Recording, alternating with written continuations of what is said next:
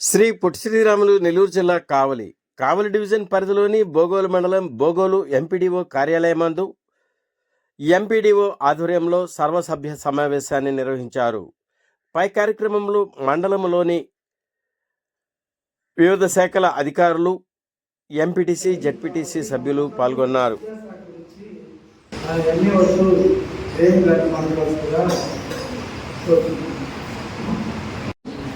ఇప్పుడు ముఖ్యంగా 10th class exams complete అవ్వడం జరిగింది.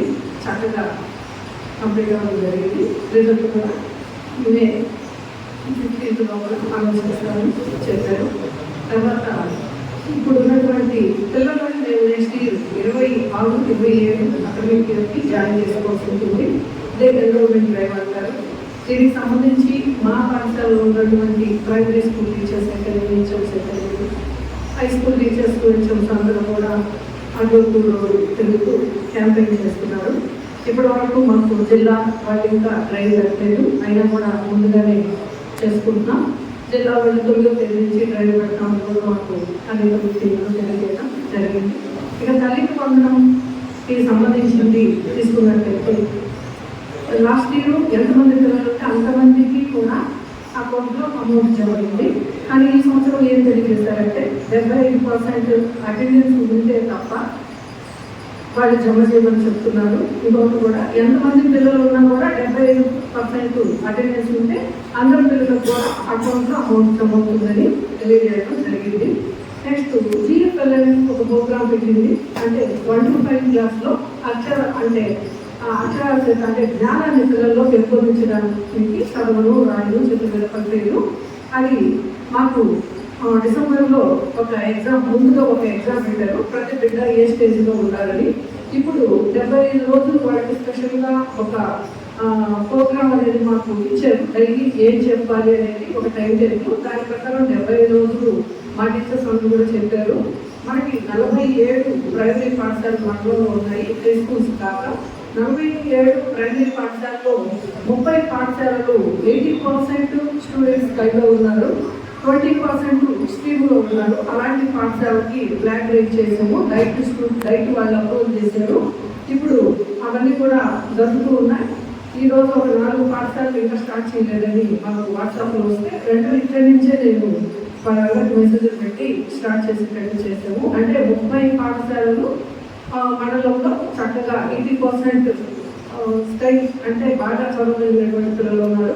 స్ట్రీమ్లో ఎవరు లేకుండా ఉండే 30 పాఠశాలలు, ఇంకా 17 పాఠశాలలు కూడా స్కూలు క్లోజ్ అయ్యేలో కూడా చేసేస్తాం. అవి కూడా వాళ్ళు టీచర్స్ కొంత ఒక 10 days టైమింగ్ కూడా ఎగ్జామ్ ఉంది అని అంటున్నారు.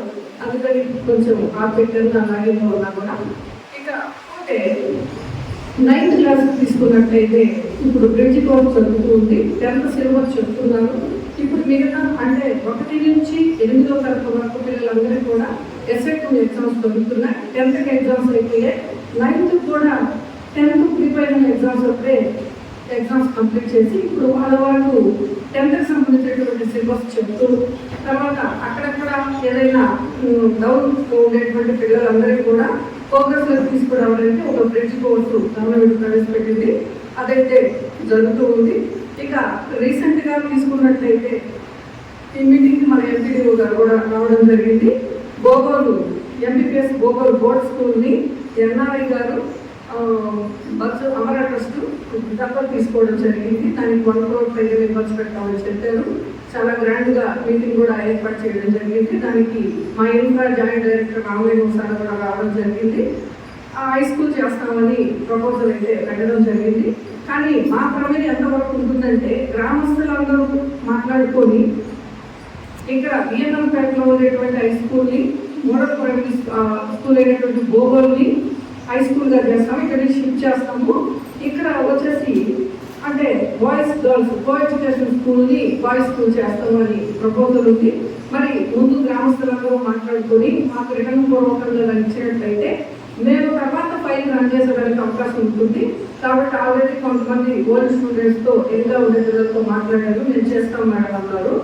ఇక అదేవిధంగా అందరూ కూడా ఒక తాటి మీదకి వచ్చినట్లయితే అక్కడ చక్కగా ఇన్ఫ్రాస్ట్రక్చర్ డెవలప్ చేస్తారు.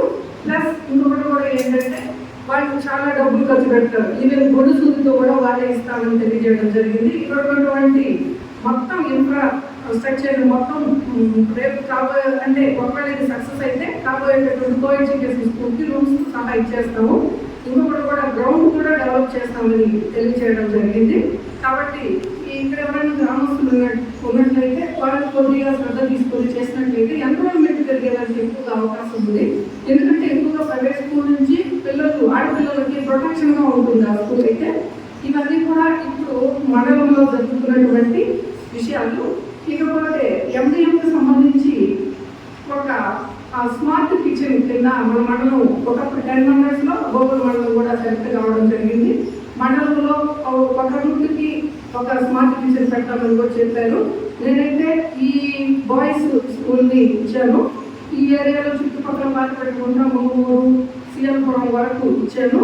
అంటే వడిన పాయింట్ నుంచి 1200లో అక్కడ వడిన భోజనాన్ని వేడివేడిగా స్కూల్ పాయింట్కి చేర్చాలనేటువంటిది గవర్నమెంట్ యొక్క ఉద్దేశము.